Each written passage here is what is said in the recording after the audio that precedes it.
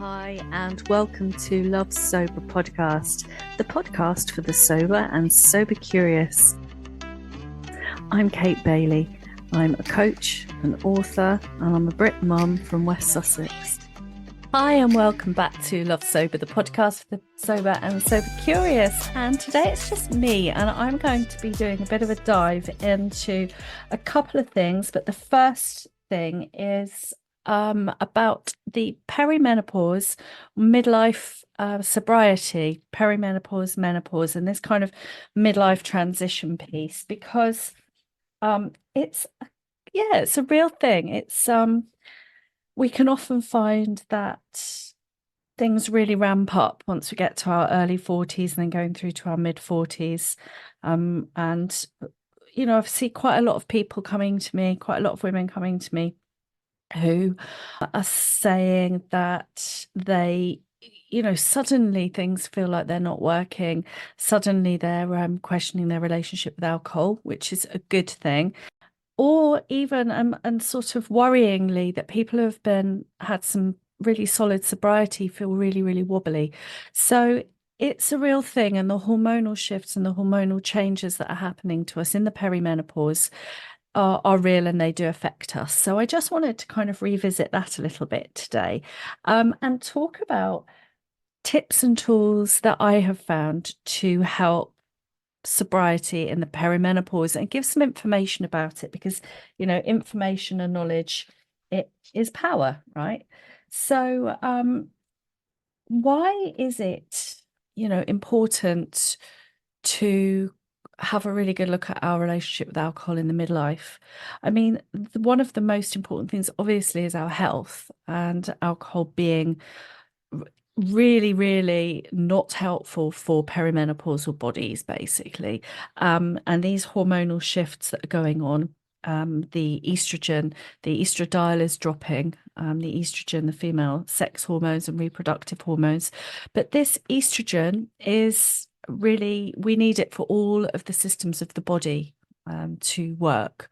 So every single system in your body relies on estrogen. And so we want to be really prioritizing estrogen. We want to make sure that we can metabolize any estrogen. We may be choosing to be on HRT at this point. We may not be.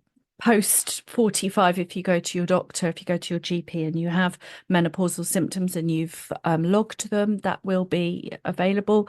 And sometimes earlier, you may have to advocate for them quite hard, to be sort of taken seriously, we're finding, by GPs.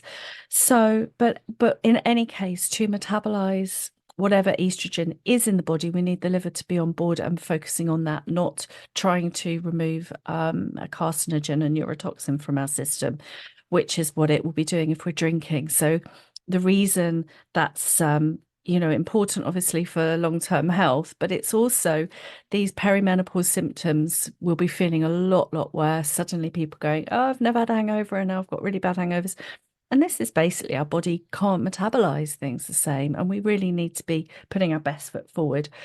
So there's that element, and that's a really deep dive. I routinely run information workshops, doing a bit more of a deep dive on all the hormonal stuff. So if you want to join my newsletter, I'll put the links below, and that will give you sort of dates and times when I'm doing that. But I want to kind of look at midlife sort of holistically, really, as a really kind of powerful time. I want to celebrate it, because I know for myself that actually it's pretty amazing. It's pretty amazing. It's not easy, but it's kind of deep and rich. So I kind of want to go into some of the ways that I feel about midlife. I've been on the sober path about 11 years now. I've got with mainly completely sober, but about 8 years now, continuous streak. So and all of that time going through that coincided with my perimenopause midlife transition. So I've mentioned that it's a transition a few times, and it is. Midlife is a transitional time, and it is necessary to go through it. It's a bit like Do you remember that? We're all going on a bear hunt. We're going to catch a big one. And they said, we can't, oh no, we can't go over it. We can't go under it. We've got to go through it. And I feel like this is such a good metaphor for and message for the perimenopause and midlife transition. We have to go through it, and it's a privilege to go through it and to age. So we've got to go through it to get to postmenopause, and we need to go through it with all our faculties intact and be able to process the kind of life lessons that are coming up, what we need to kind of let go of. I feel like it's a real time of it's like a crucible, you know, we go through the fire and we burn off the dross, and we're left with things that we need to take forward with us. Um, and we really, yeah, we need our heads about us and we need our bodies to be functioning. So doing this sober means we've got a real head start on that clarity. We have a reliable witness. We're not all over the place with hangovers or neurotransmitters all whacked out with drinking. We've got some faculties there, and I know if you've ever had any brain fog, you'll really appreciate that clarity. And I speak from experience. So transitions are uncomfortable, and they are periods of necessary destabilization for growth. So we go through life and growth. It's completely normal to take a step to destabilize, and then we stabilize again and we integrate the learning. And that is really what's going on in our midlife. A tip: get a supercharged midlife self-care toolkit. We do need to be looking after our holistic self-care. We need to be really getting on board strategies for stress reduction, because again, the cortisol is going to, if our systems are flooded with cortisol, we're going to feel more inflammation, we're going to have health problems. And part of that is a kind of a rebelliousness, I think, against societal norms and capitalism, quite frankly, of do, get, more. And we can't, and it's not natural. And, we can live and die trying, right? But we won't get it all done. So that kind of, calling a bit of healthy bullshit and really not expecting ourselves to do it all. And I think that's quite challenging. I feel like, as a very active person, I don't really like to have limits on me. And it's something that I have to really work hard at, that kind of frustration of, oh, I've hit a limit. But I have, I've had injuries, I have familial stuff, family dramas that mean that I can't do as much work as I love because I have neurodivergent teenagers and I'm home educating. That's another podcast for another time. So, and it's a lot. So that kind of, having a really robust self-care toolkit of movement, of ways to reduce stress, of listening into our bodies, of connecting with other women who are going through it, who will, when you need people to, like, I can't stand it when I see those, it's almost like moaning messages on something like social media, but it's almost like glorifying busy. Oh my goodness, I've just had to do so much and this and this and this. It's almost like, well, let's hang out with people who are calling healthy bullshit and saying, no, I'm going to put in place boundaries. Let's seek out people who are good at boundaries, right? If we need boundaries, let's seek out people who are good at rest if we need rest. So, find those connections with other women who are going through it, but maybe actually staying in the solution somehow. I feel like that's often what we need to do, rather than just, there's something to be said for finding the others and kind of having a really good old moan, but it can be more empowering to create solutions with each other. One of the reasons why it's so great to be sober in your midlife is the waning gifts of youth, such as energy and strength and our physicality.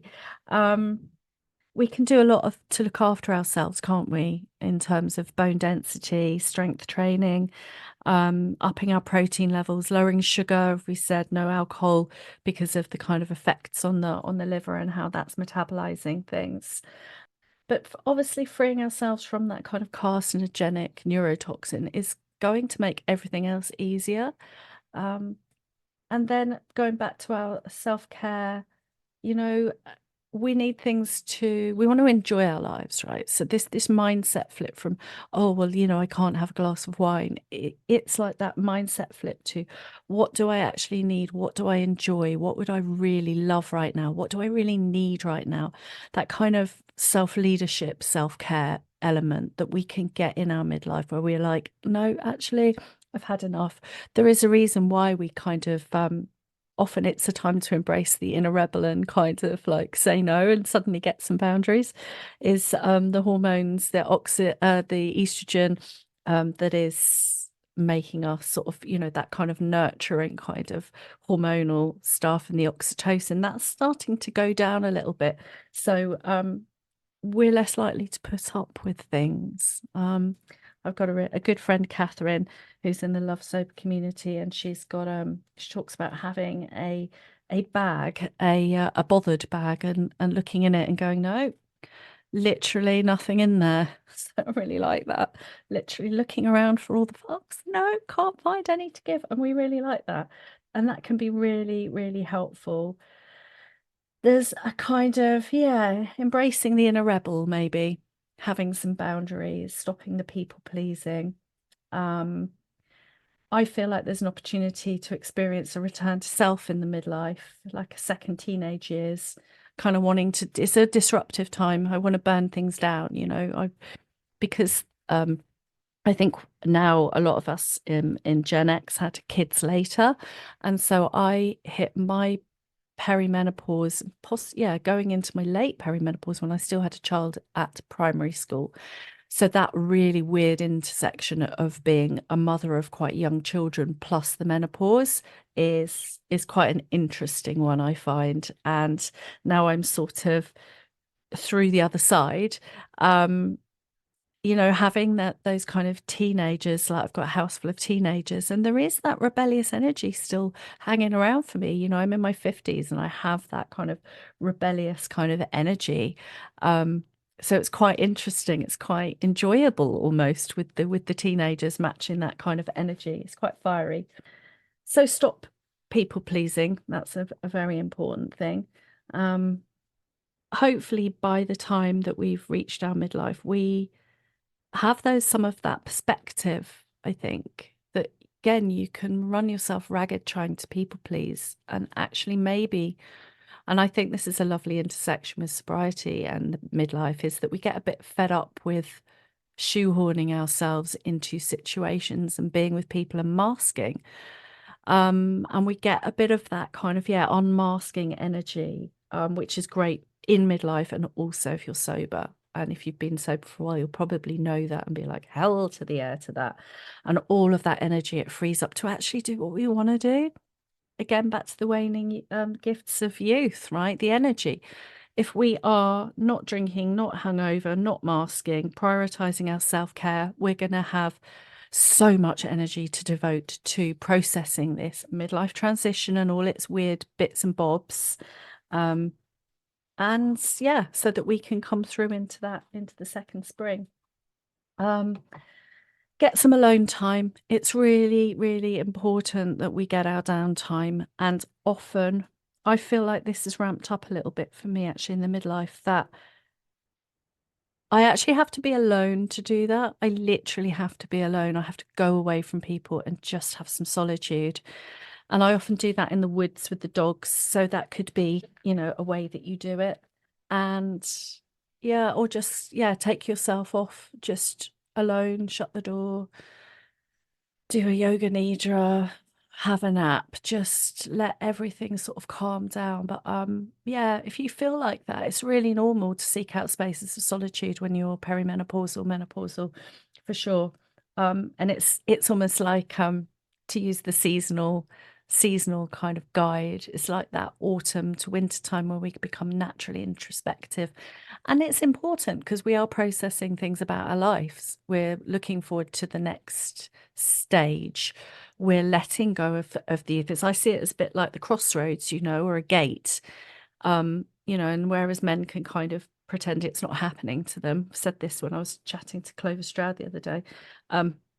On the podcast a couple of weeks ago, they can kind of pretend it's not happening, but we can't. And to metabolize, to process, to learn and integrate the lessons for a grounded and happy second spring, elderhood, whatever you want to call it, we do need to have that clarity.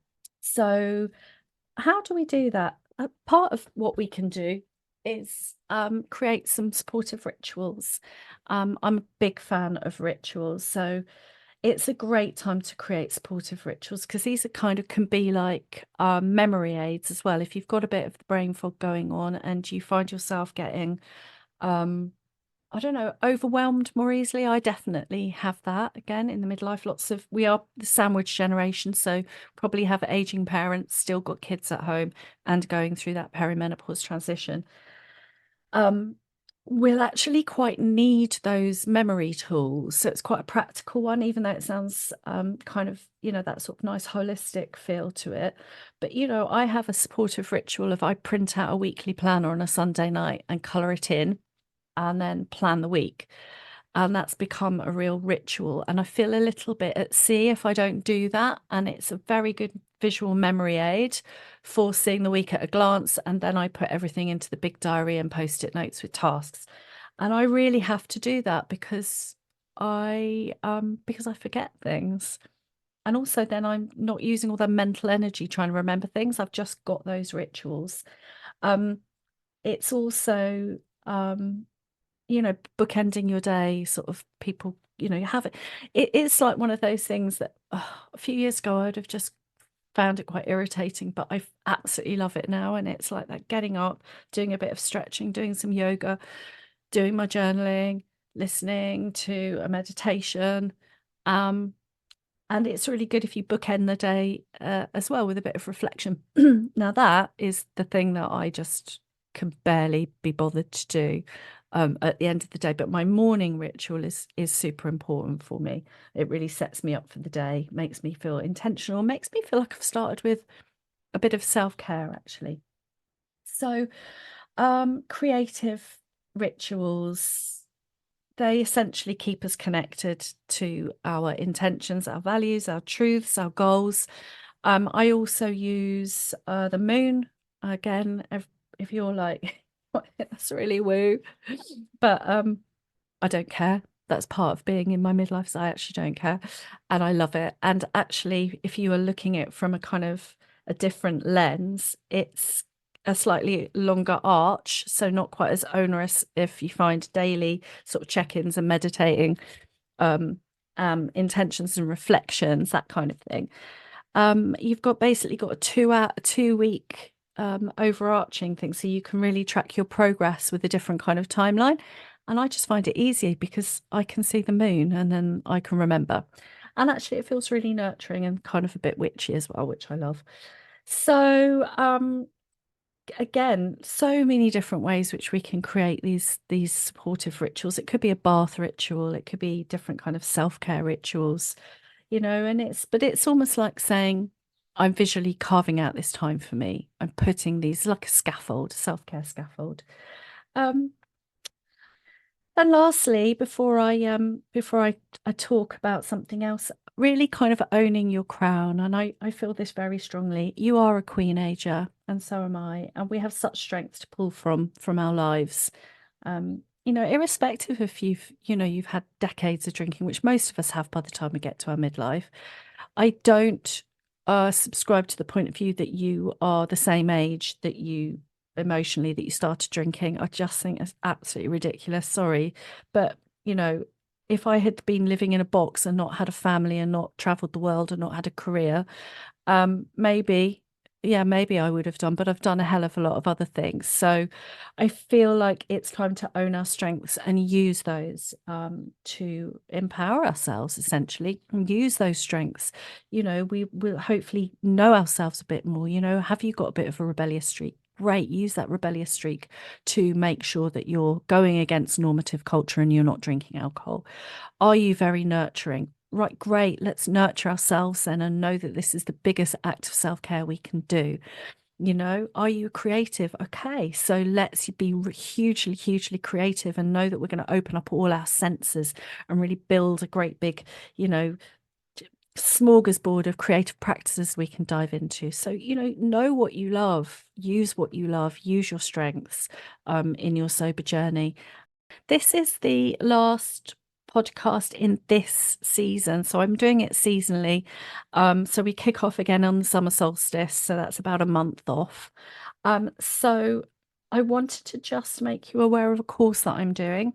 And it's a group coaching course, a group coaching program, should I say. And this starts on June the 22nd. So when you're listening to this, it'll be about a month away, but time to sign up now. And I'll put the links below.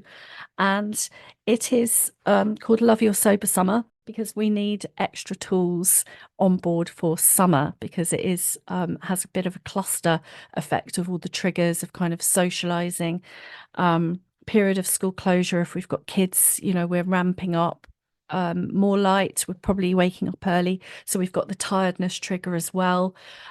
We can get really burnt out and really depleted, and I know historically that is the first time when I'd done about 13 months sober on my first sober streak, I went back to drinking then, and it was a really key time. So I've put together a course, 6 weeks of group coaching with tips and tools and resources. And I really hope that you'll join me. And I wanted to just put this in here because it is really important for midlife and for parents and for women to have that, meeting other women, have the support of other women for this. And so if you ever do the coaching with me, if you join a group, if you do anything like that, or join the Love Sober community, there is that understanding of being carers, of being busy, and most of us are in our midlife, sort of late 30s onwards to 60 plus. So I just want to go through a little bit of the course, just in case you're thinking, oh, okay, I could do with a bit of extra support. So we will meet on the Thursday night, 7 p.m. GMT, and we will open the circle together and get started. And with coaching, we always begin with the end in mind. We say, where do we want to go? How do we want things to be? We don't just think about the problems. We just think, okay, what's my real wish? What's my intention for this? So whether it's, having a energy over the summer, just wanting to really have clarity with your kids, whether it's like, actually, I'm going back to this place that I haven't been to for ages. I had a horrible hangover time and I want to reclaim that as my beautiful summer holiday.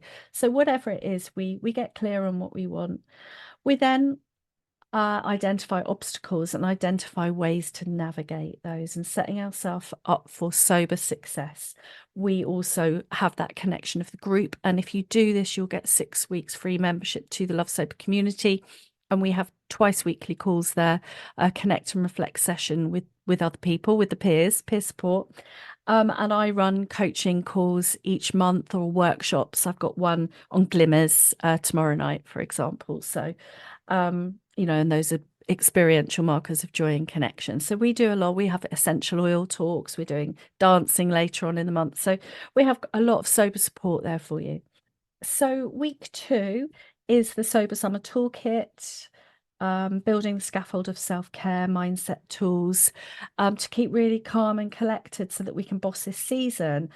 Sometimes we need to look at planning, expectations. We need to look at, having some really practical solutions there. So we're going to be looking at keeping cool. We're going to be looking at the sensory toolkit and ways to dial down stress and manage stress. I think of it a bit like the nappy bag when we had little kids, and if we didn't have our nappy bag, it was like total panic. Like, I literally you don't leave home without it. So on the go summer toolkit. Then we're going into week 3, which is socializing sober. And this is the biggest worry for most people. How will I enjoy myself? How will I connect without it? And this is how we myth bust. We do a lot of mindset and myth busting, and then we have to take it on the road, right? And we have to gather evidence. So, we do visualization, playing it forward, you'll have your accountability, you'll have your support. And then really it's about, things like planning 3 alcohol-free drinks, knowing how you're going to get home, uh, thinking how long you want to spend there, like curating as much as possible the experience you want to have, and then taking it out on the road. And then you have such a confidence that comes after taking action. Confidence comes from taking action, not before. And often we think, God, if only I was confident I could do this. And it's not like that. You have to go through it and then you have the confidence. Um, so then we look at the holiday reframe. That's week 4. And this is the biggest reframe apart from probably the Christmas holiday season.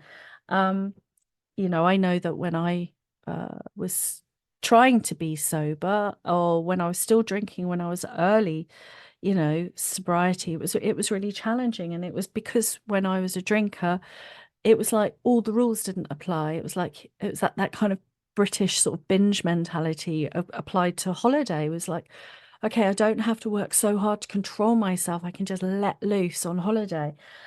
And so, but actually, I came back from holidays really feeling like I'd need another holiday, right? So holidays are meant to be restorative, rejuvenating, and they're supposed to be enjoyable.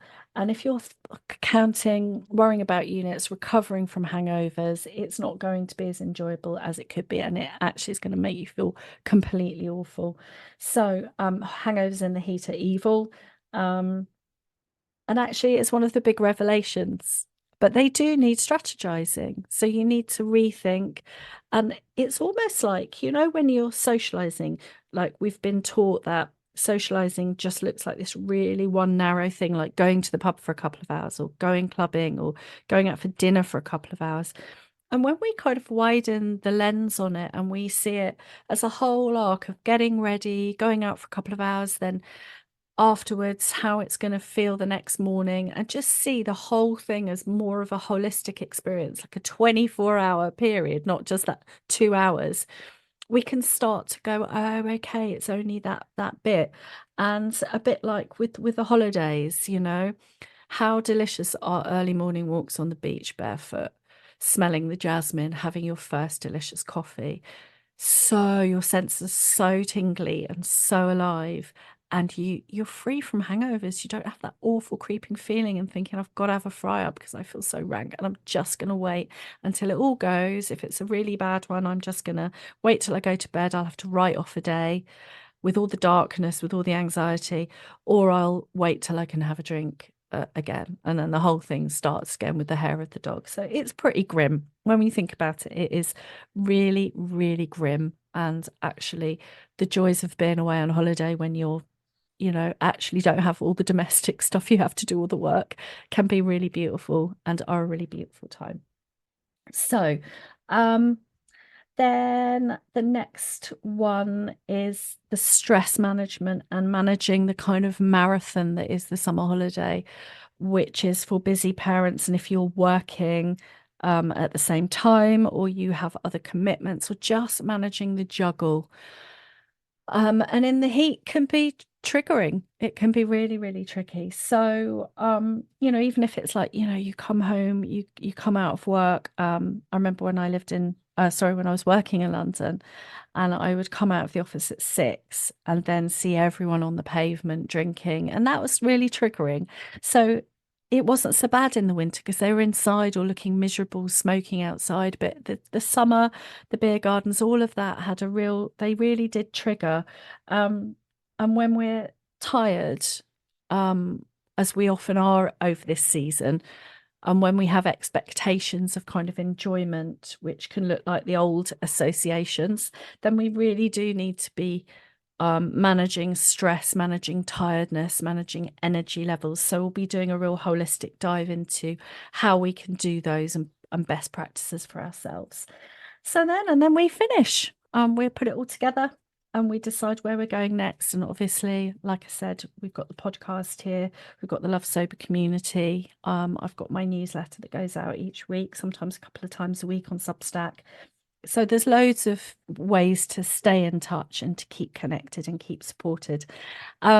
So that's the 6 week group coaching program. And with that, like I said, you also get the 4 week, my new 4 week Love Yourself Sober course, which is daily content over 4 weeks. So what you can do is you could do the 6 week group coaching, and then you could start that course because you've got it forever and carry on with the group. So you could literally have 10 weeks there of support. That's nearly 3 months. That's right through the summer. So it's all there for you. And the price of that is £350. And it's on so that works out, if you count that as the whole 10 weeks of sport, that's only £35 a week. And you can up until Sunday, until this Sunday, you've got a 20% off as an early bird. So I do hope that you'll join me. We are stronger together. It's more fun together. We have a lot of fun on the groups. I have some great testimonials from groups of people who've tried all manner of trying to get stay in love, being sober, and the mixture of kind of positivity, female focus, and real tools. I trained as a menopause doula and advanced menopause support. I'm an ICF accredited life coach and a She Recovers coach. And I trained with Irene Lyon, who is an amazing scientist. She trained with Stephen Porges around neurobiology of stress. And I'm doing my yoga teacher 200-hour training. So when you come to Love Sober, when you work with me, you really do get a holistic approach to sobriety and my experience of a decade on the sober path and all the tips and tools that go with it. And a busy mum, I've got neurodivergent teenagers, so I get it. I get it. Get the stress. I get the busyness. I get the needing to dial things down. Get the needing to have some fun. I get the sheer muscle power of the early days. And I also want to share the hope as well, to say, honestly, it gets so much easier and it's the best decision that you will ever make. And you won't believe how good you can feel and how robust you can feel, how strong, how confident you can feel as well. So, and that's the truth. So I'll put all the links below. I do hope you'll join me. And if you've got any questions, obviously just reach out to me, kate@lovesober.com. And I'll leave you with a little journaling prompt, or a little, just a reflective prompt. And that is, how can I really look after myself today? How can I really look after myself today? Yeah, what am I crying out for? How can I give that to myself today? And with that, I will leave you and see you in about a month's time for the next season of Love Sober podcast, the Sober Curious. And we will be next season we will have the amazing Tammy Salas talking about her creative community. She's just wonderful. If we're talking hobbies, like go check out Tammy. There's such a lovely community. We'll be talking to Sober Dave and Johnny Lawrence about friendships, sobros and sober friendships, and what it's like to build a community as a man in this sober sphere. I will also be talking to Dufflin. Our lovely Dufflin will be back on, and we'll be doing a deep dive into female sober friendships, the trials and the tribulations of them, with all of our often our attachment issues that come rearing their heads, and how we look after ourselves and our sober friendships.